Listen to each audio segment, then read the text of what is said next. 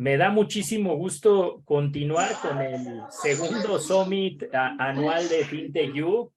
Nosotros le ponemos a este Summit FinTech U Impacto ESG o ASG, Ambiental, Social y de Buen Gobierno, como se conoce en español. Y este panel a mí me gusta mucho, me parece muy interesante. Tenemos nada más y nada menos a Elsa Beatriz García Bojorges. Ella es presidenta del Consejo Mexicano de Normas de Información Financiera. Mi estimada Elsa, muchas gracias por acompañarnos. Al contrario, un gusto y un privilegio contar con su confianza. También tenemos con nosotros a Andrea Pradilla. Ella es directora de GRI en Latinoamérica. Andrea, ¿cómo estás? Bienvenida. Alberto, muchas gracias. Un saludo a todos los que nos ven y a mis compañeros de panel. Qué gusto estar aquí. También tenemos a Eduardo Ateortua. Él es Head para Latinoamérica en los Principles for Responsible Investment. No sé si te presenté bien, mi estimado Eduardo, si no me corriges con confianza. Eduardo Teortúa, un gusto saludarlos. Qué rico compartir este espacio con personas con las que hemos tenido la oportunidad de colaborar a lo largo de estos años. Y bueno, Alberto, gracias por la invitación. Al contrario, gracias a ti. Y a Alan Gómez, él es cofundador de TCFD en México. Mi estimado Alan, un gustazo también tenerte con nosotros. El gusto es mío, sí me escuchan bien, ¿verdad? El gusto es mío, no nada más por estar aquí en este panel de FinTech U, sino por, en efecto, las colegas y los colegas que están acá, la verdad, gente que admiro mucho y con las que siempre hemos trabajado muy bien. Un placer. Muchas gracias. Y si quieres, continuamos contigo, Alan, si estás de acuerdo.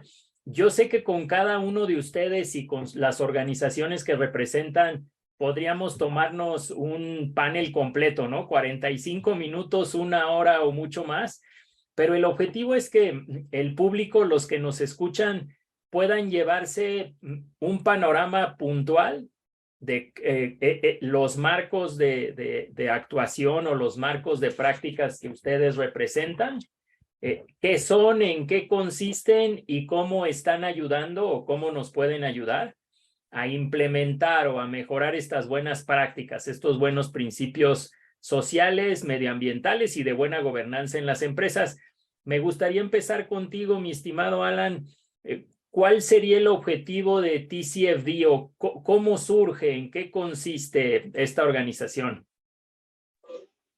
Encantado, Alberto. A ver, el TCFD es un grupo de expertos que se junta a nivel global, expertos de la industria, por cierto, expertos del sector privado, que se junta al nivel global a petición del Financial Stability Board o la Junta de Estabilidad Financiera en el mundo, que nos pide a este grupo desarrollar un análisis de cómo se van o cómo se debería de ver la integración del cambio climático y la divulgación del cambio climático en las empresas para fines de toma de decisión financiera, ¿no?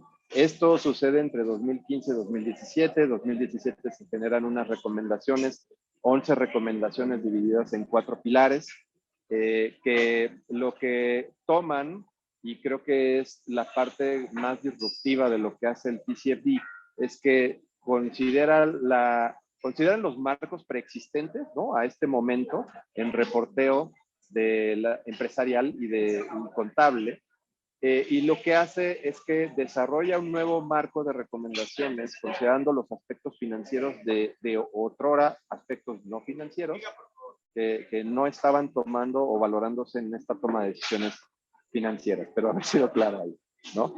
Entonces, desarrollan este marco, les decía, se elaboran las 11 recomendaciones, y estas 11 recomendaciones, pues de nuevo, hablan el idioma de la empresa.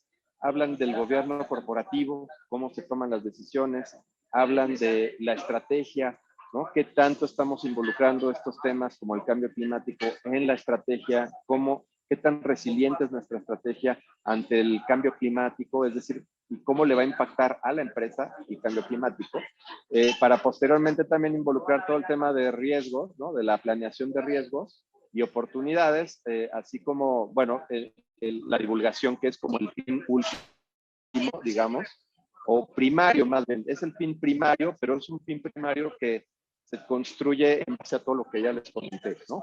¿Y eso qué obliga? Obliga que las empresas,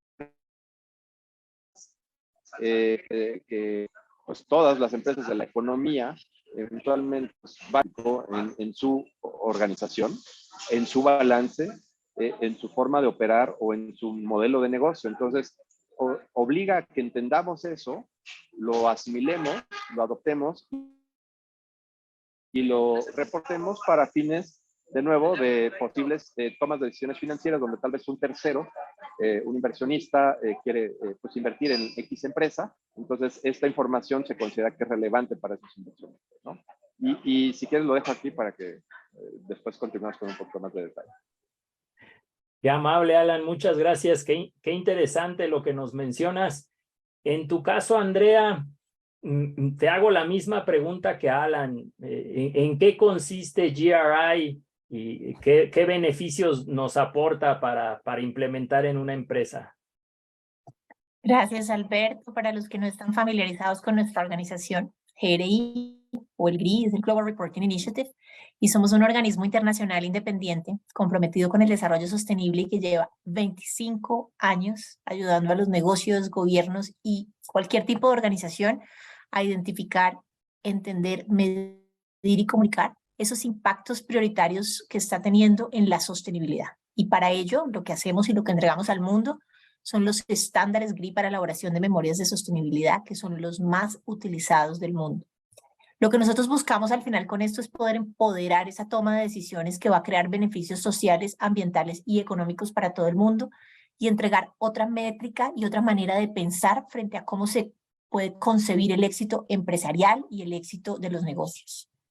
Nuestros estándares GRI son gratuitos, los pueden descargar de nuestra página web www.globalreporting.org y son un sistema de estándares que al final lo que permite es que una organización pueda informar públicamente sobre aquellos impactos que son más significativos en materia económica, ambiental y social, y de esa manera poder saber cuál está siendo su contribución al desarrollo sostenible, entendiendo que esa contribución a veces será positiva, pero también puede ser negativa. Nuestros estándares además representan una mejor práctica global. Las personas que están familiarizadas con hacer estándares saben que hacer estándares es un arte y es una ciencia, es complejo. Y llevamos 25 años madurando esta práctica global sobre cómo reportar esa información en sostenibilidad. Entonces representan esa mejor práctica posible después de 25 años que facilita esa comparabilidad y esa calidad.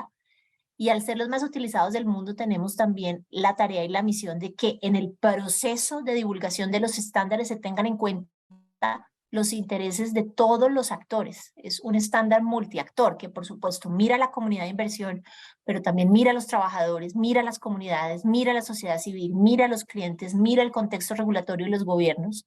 Y ese principio multiactor es lo que permite que haya una legitimidad, porque el desarrollo sostenible como base, los problemas que pretende solucionar son de carácter multiactor, entonces nuestro estándar busca reflejar ese carácter multiactor.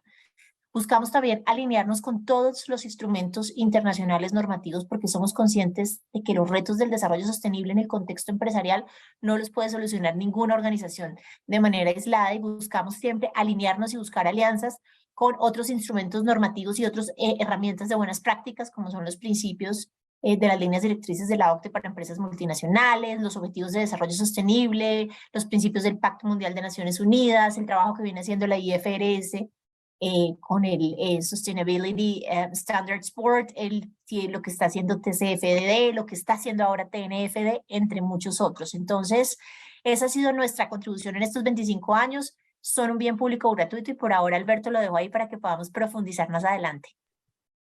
Qué amable, Andrea. Muchísimas gracias. Qué bueno que nos acompañas. Estoy yendo en estricto desorden. Le voy a pasar la palabra ahora a Eduardo. Mi estimado Eduardo, estos principios de responsabilidad, más bien principios de inversión responsable o PRI, ¿en qué consisten? ¿Cómo nacen? Claro que sí. Les comparto, PRI es una asociación de inversionistas que se constituyó en el año 2006, así que en 2023 serán ya 17 años de estar promoviendo mejores prácticas de inversión responsable. La organización se crea en el 2006 porque se identifica una necesidad de precisamente buscar la forma de identificar espacios de colaboración entre entidades del mundo inversionista, precisamente para avanzar la agenda del desarrollo sostenible, muy en línea con ese espíritu multiactor y de colaboración que Andrea mencionaba en su intervención. Después de 17 años, hoy nos hemos constituido como la asociación de inversionistas más grande del mundo que promueve prácticas de inversión responsable. Trabajamos con más de 5.000 organizaciones en más de 60 países y venimos haciendo una labor ya también importante de expandir nuestra presencia en mercados emergentes y particularmente en América Latina. Ahí comentarles rápidamente que tenemos presencia en la región desde el año 2010, muy enfocada inicialmente en Brasil, porque era el único mercado donde existía, digamos, un interés para avanzar en prácticas de inversión responsable.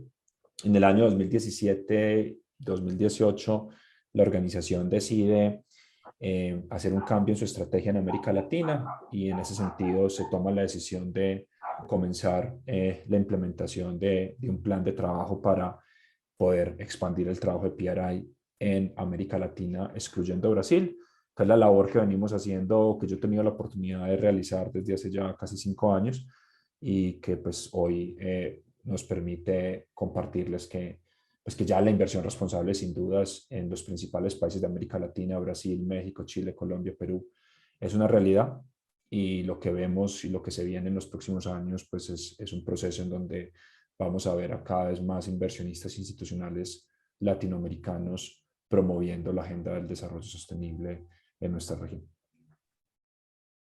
Fabuloso, Eduardo. Aprovechando que estoy platicando contigo de lo que hemos hablado hasta este momento, yo pensaría que TCFD y GRI o GRI aplican tal vez para la generalidad de empresas o para todas las empresas, si me permites el término, y los principios que tú representas, PRI, están un poco más enfocados para que los inversionistas los utilicen, ¿no? Mencionabas ese término de inversionistas institucionales, pero no sé si estás de acuerdo con mi simplificación o quieras agregar algo, por favor.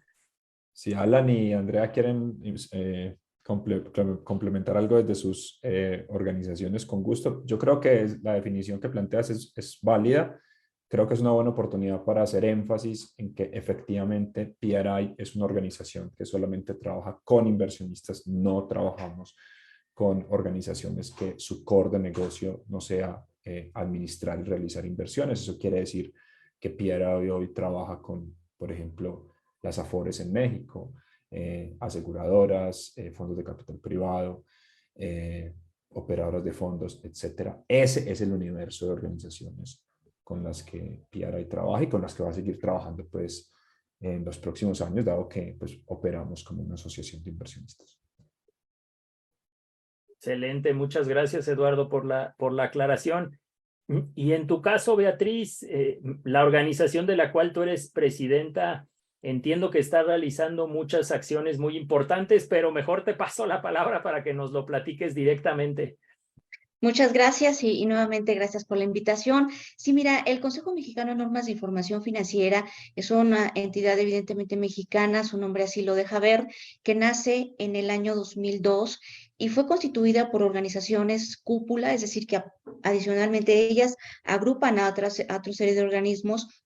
Estas entidades son del más alto nivel en el ambiente económico y financiero en México, como son la Comisión Nacional Bancaria de Valores, la Comisión de Seguros y Fianzas, la Bolsa Mexicana de Valores, Banjico, por supuesto, muy importante, la Secretaría de Hacienda, la Secretaría de la Función Pública, organizaciones de empresas como la Asociación de Bancos de México, la Asociación de Instituciones de Seguros, la Institución de Intermediarios Bursátiles, el Consejo Coordinador Empresarial, por supuesto, también organizaciones o asociaciones de profesionales como es el Instituto Mexicano de Contadores Públicos o el de Ejecutivos de Finanzas y, por supuesto, Está presente la academia con la Asociación de Facultades de Contaduría y Administración. Todos ellos conforman el CINIF para desarrollar y establecer en México normas de alta calidad para coadyuvar pues justamente a que las entidades que operan en nuestro país emitan información financiera de alta calidad. Pero es muy importante mencionar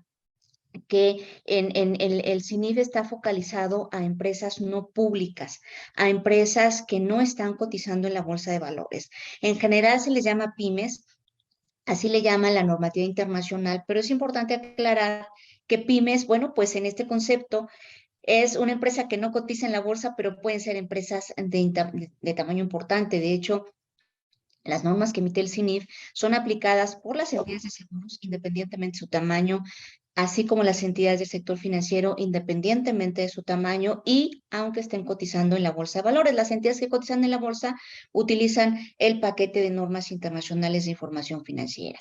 Bueno, en el año 2022, en mayo, que fue la Asamblea Anual de Asociados, el CINIF recibió el mandato de sus asociados para también emitir normas de sostenibilidad.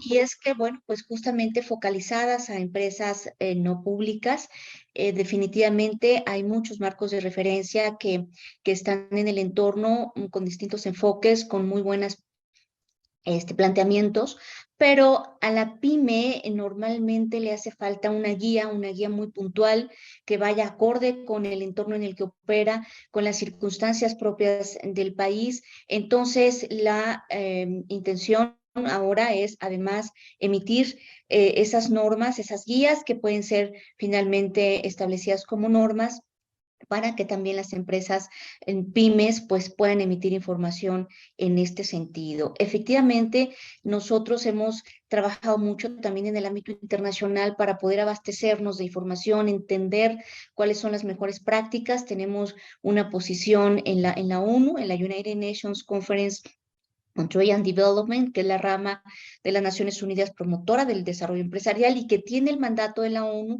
de establecer o coadyuvar a que las entidades alcancen los objetivos de desarrollo sostenible.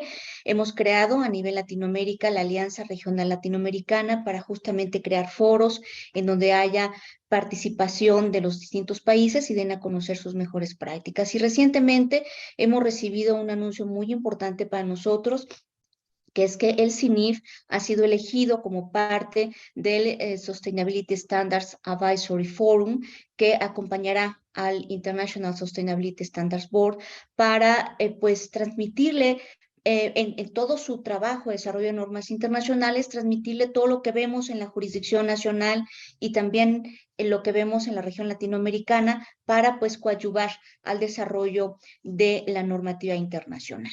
Pues básicamente creo que es lo importante que ustedes van a conocer del CINIF. Muchísimas gracias, Beatriz. Te paso ahora la palabra, Andrea. En tu opinión, ¿qué ventajas tienen las empresas que implementan esta metodología, este conjunto de buenas prácticas que es el GRI? A eso le denominamos normalmente, Alberto, a tu pregunta, ¿cuál es el caso de negocio de hacer una memoria de sostenibilidad? ¿Qué gano yo como empresa a la hora de hacer una memoria de sostenibilidad? Y quisiera primero marcarlo más amplio, ¿no? ¿Qué gano yo haciendo sostenibilidad como empresa?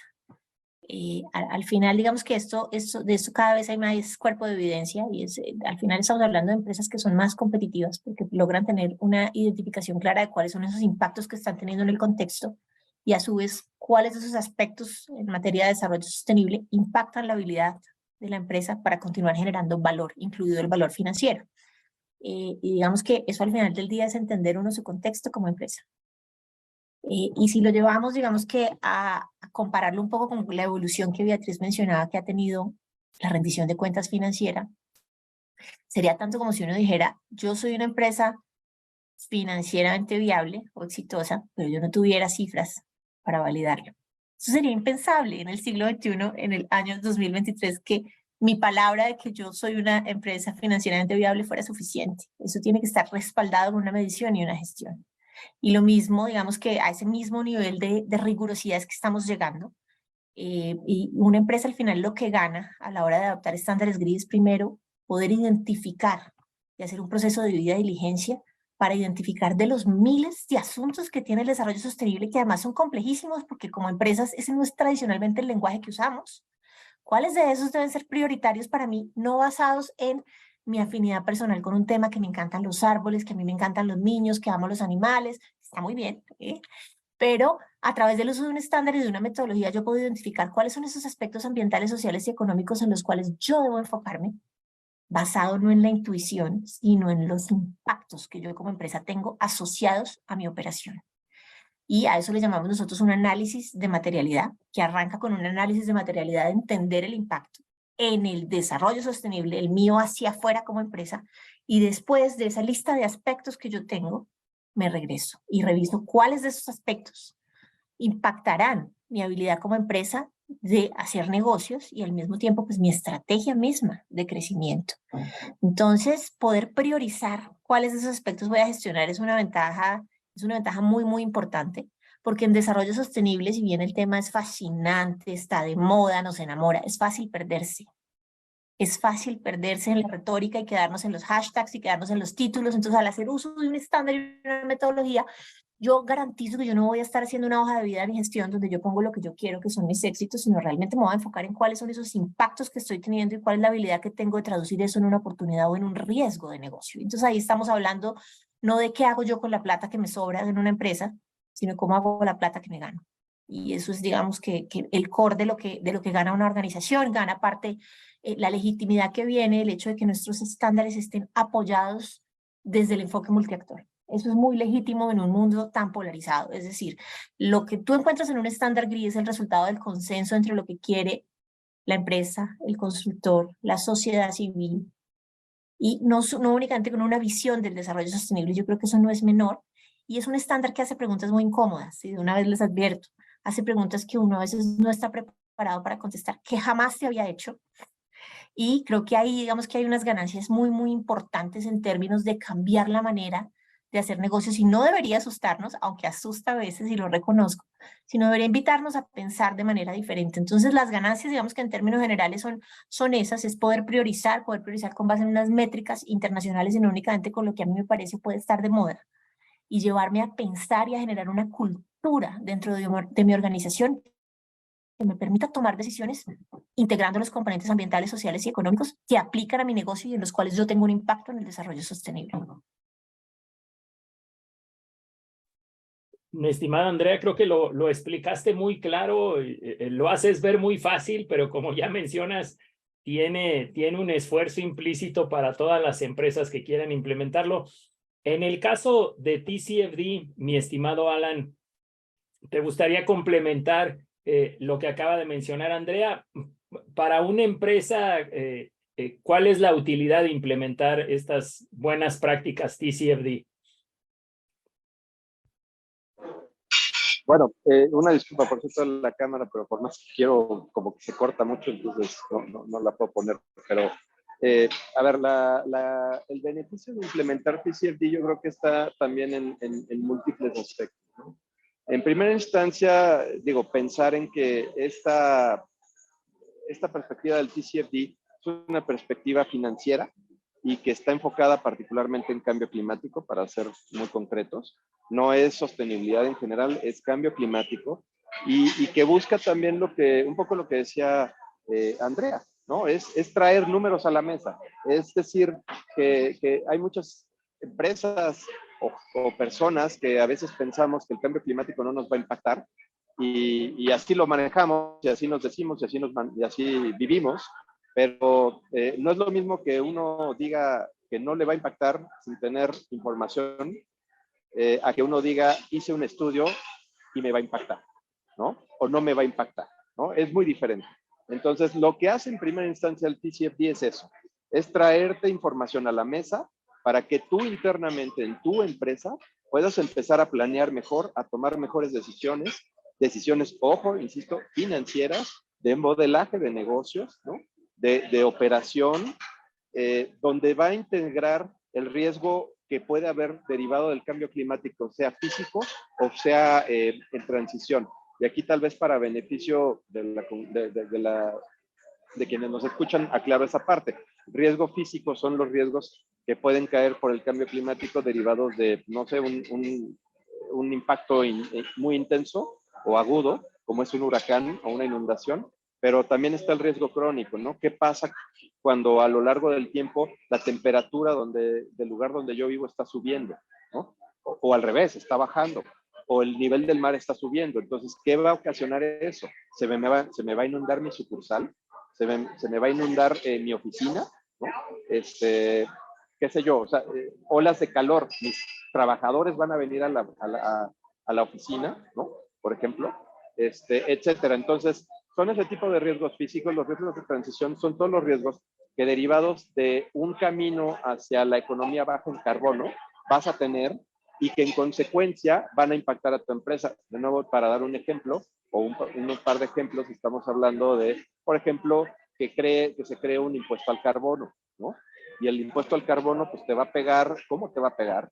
Tienes que gastar o tienes que pagar por algo que antes no tenías contemplado en tu balance, en tu plan. Entonces, ahora lo vas a tener que tener, ¿no? O que venga, pues no sé, una regulación de reporte, ¿no? Por ejemplo, de reporte de cambio climático o de ESG, ¿no? Entonces, ahora vamos a tener que invertir en pagar para hacer eso. También pueden darse temas de cambio de mercado, ¿no?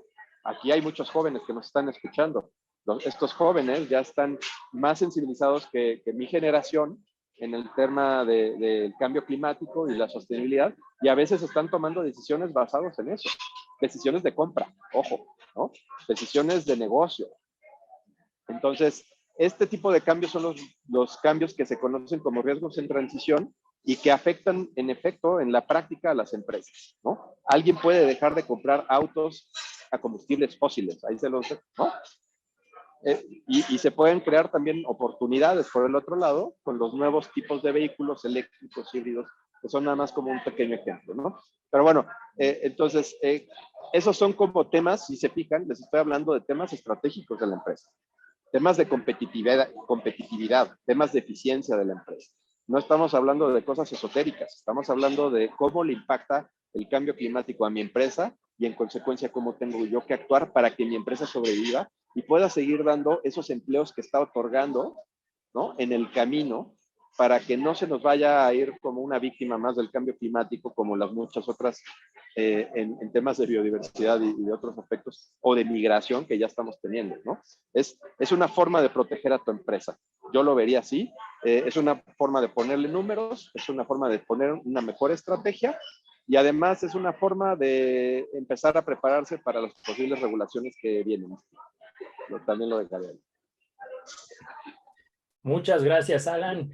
Pues la pregunta obligada, mi estimado Eduardo, para una empresa, para un inversionista, ¿no? Siendo correcto, para un inversionista, ¿qué le ayuda o en qué le aportan los Principles for Responsible Investment? Claro que sí. No, quería hacer referencia que gracias a Alan por referenciar a los jóvenes que estamos en este panel.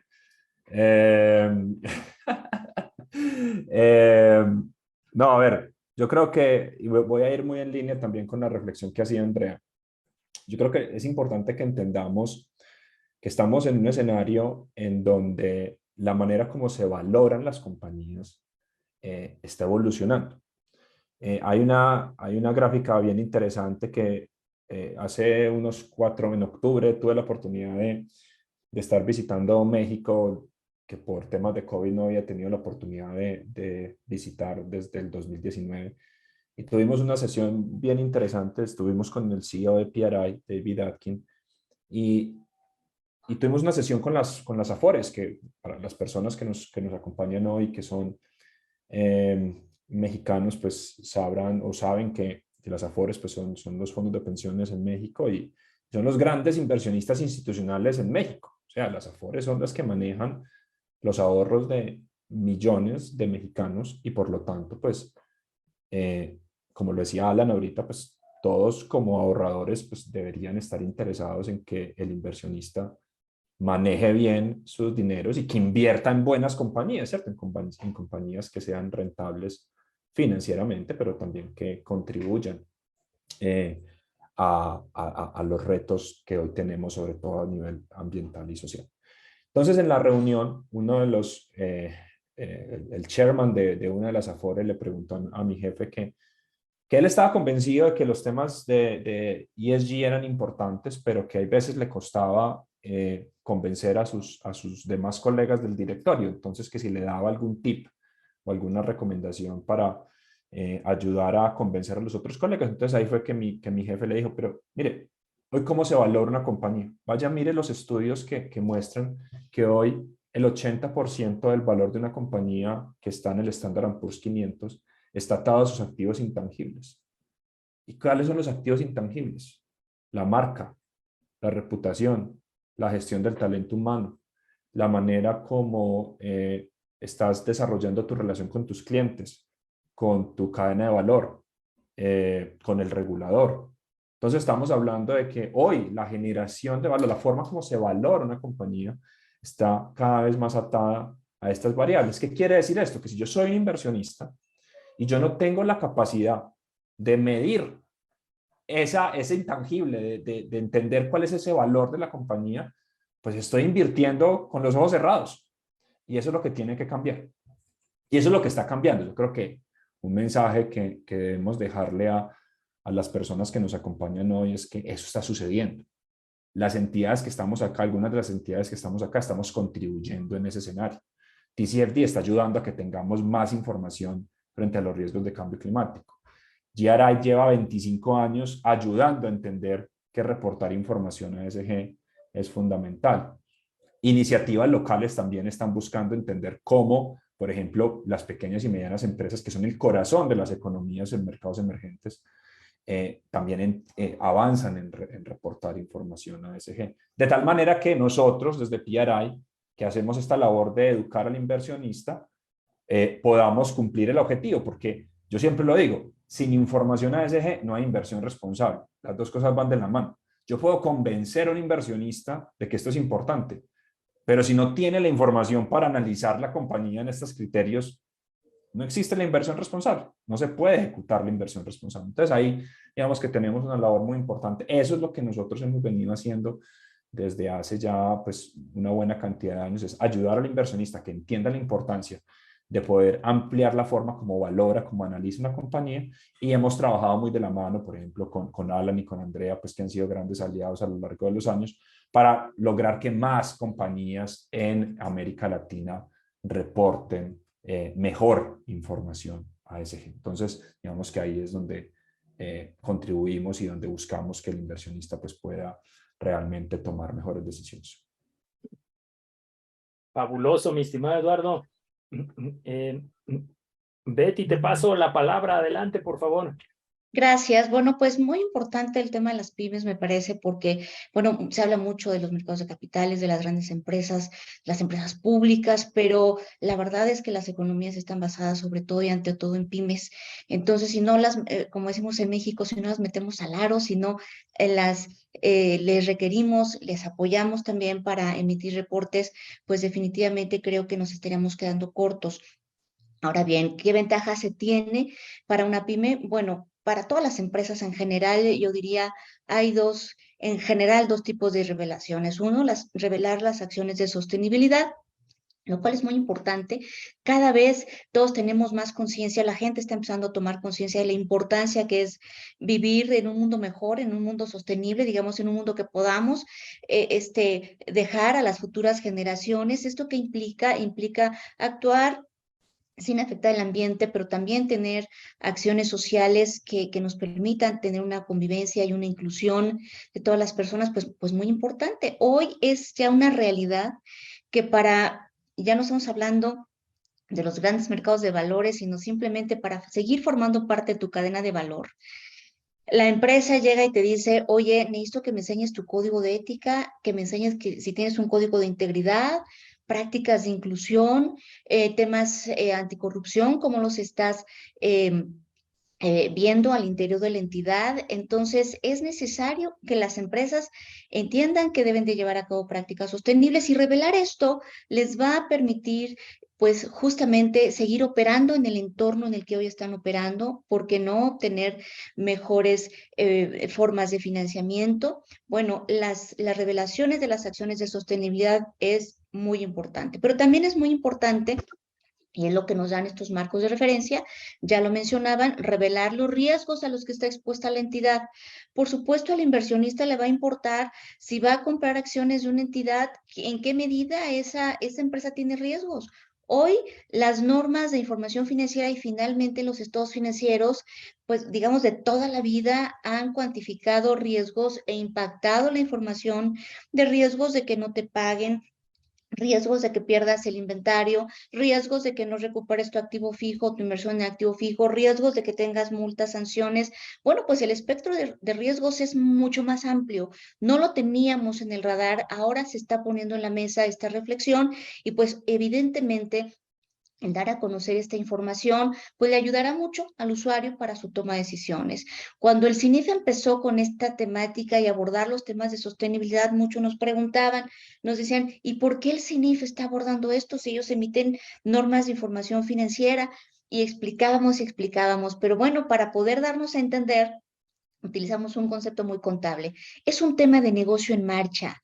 Es decir, este tema de sostenibilidad, revelarlo y darlo a conocer para los usuarios de información, nos van a dejar ver, entre muchas otras cosas, la viabilidad de la entidad para continuar como un negocio en marcha. Y eso lo hace información sin duda muy relevante. Así que creo que es una ventaja tener información basada en los distintos marcos de referencia, porque es una información confiable que es fundamental para la toma de decisiones. Concuerdo contigo, Betty. Y este panel, pues me ha ido como agua. Nos quedan ya por ahí unos pocos minutos, pero yo creo que sí nos da tiempo para preguntarle a cada uno. Si quieres, regresando contigo, Betty, ya que estamos platicando tú y yo, si somos una empresa, creo que en el caso de Eduardo, un inversionista, ¿por dónde empezamos? ¿Qué recomendación práctica tendrían que llevar a cabo el dueño, el principal accionista, el director general de alguna compañía que ya se dio cuenta que tiene muchas ventajas implementando estas buenas prácticas, ¿no? Por definirlas así. Correcto. Mira, yo te diría que el reporte de sostenibilidad es el reflejo de lo que está haciendo la empresa, de lo que no está haciendo. Yo creo que lo importante es entender que la sostenibilidad debe estar pegada a la estrategia de negocio en todos los aspectos. Y entonces hay que entender que la empresa seguramente se tendrá que transformar en muchos aspectos para poder lograr ser una empresa sostenible, para poder identificar riesgos, para poder medir todo lo que se requiere y poder entender el negocio, tener elementos comparables con lo que hemos tenido en años pasados, con otras entidades. Entonces, la empresa se tiene que transformar, tenemos que pensar en un negocio realmente sostenible, y creo que la emisión de información naturalmente se va a dar como consecuencia. Así que no hay que pensar en el reporte solamente, hay que pensar en todo lo que integralmente tenemos que hacer en la compañía para lograr el fin final, que si bien el reporte es una buena herramienta para poder promover la sostenibilidad, lo más importante es que sea la empresa una empresa que opera sobre finanzas sostenibles o esquemas de sostenibilidad. Ese es mi punto de vista. Completamente de acuerdo. Andrea, en tu caso, ¿alguna recomendación práctica o por dónde empezar?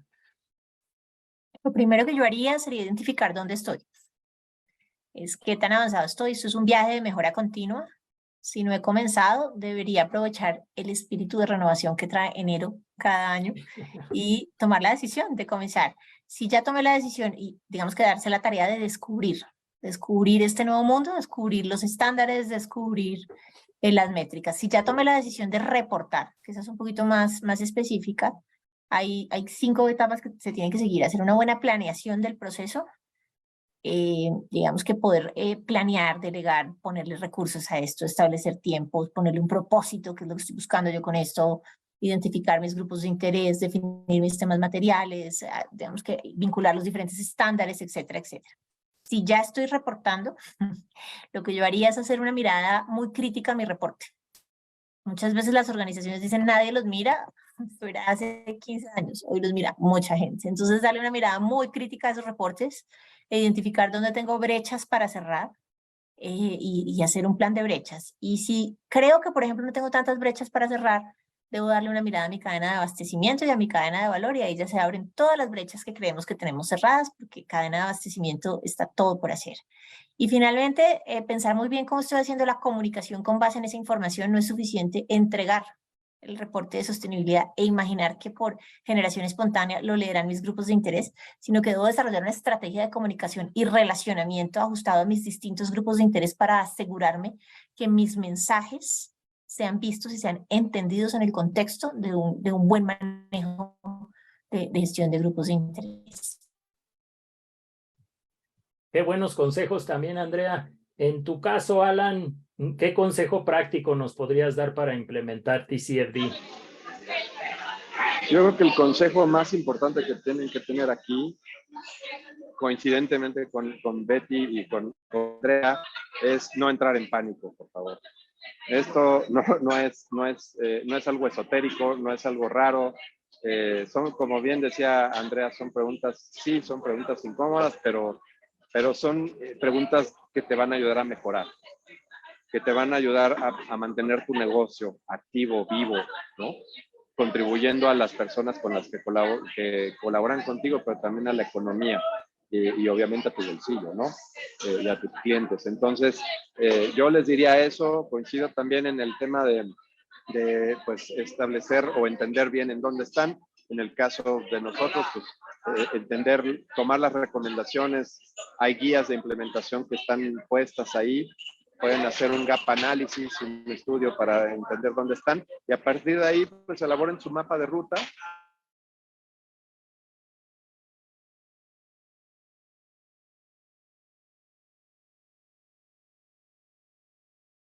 Ya no sé si yo soy el único que dejé escuchar a Alan. No se escucha, Ok, Perdimos. se escucha. Te pasaré entonces la palabra, mi estimado Eduardo, o ya no sé si las instituciones financieras o estos inversionistas institucionales, mejor dicho, ya todos están implementando PRI o hay algunos que todavía tienen esa tarea pendiente. No, hay muchos con la tarea pendiente. Hemos avanzado un montón. Hoy, por ejemplo, en América Latina trabajamos con más de 230 organizaciones. Por ejemplo, trabajamos con 14 de los 15 fondos de pensiones más grandes de América Latina. Entonces, creo que se ha avanzado muchísimo, pero faltan muchas más entidades financieras por trabajar estos temas. Así que creo que la invitación, obviamente, es a que vean la relevancia de esto y a no quedarse atrás, porque es que ya hay muchas organizaciones haciendo esto. Entonces yo creo que aquí la pregunta que se deberían hacer es, bueno, ¿y yo por qué no estoy haciendo esto? ¿Por qué no es importante? ¿O porque no he empezado a desarrollar estos temas? Entonces ahí también, como lo decía Andrea, quizá aprovechen que está empezando el año para incorporarlo y avanzar y no quedarse atrás. Para los que ya tomaron la decisión o los que están pensando en tomar la decisión, yo tengo dos recomendaciones. La primera, es muy importante documentar el proceso, entonces estructurar una política de inversión responsable que le permita al inversionista entender cómo va a considerar criterios ESG en los diferentes activos en los que invierte. Eso es fundamental. Sin tener la hoja de ruta interna, va a ser imposible avanzar en la integración de criterios ESG. Entonces, ese es un punto clave. Y el segundo punto clave es capacitar a su equipo. Las personas que trabajan en los fondos de inversión, pues no son expertos en temas de sostenibilidad, apenas están familiarizándose con estos temas. Pues nunca se formaron para esto, los formaron para otras cosas.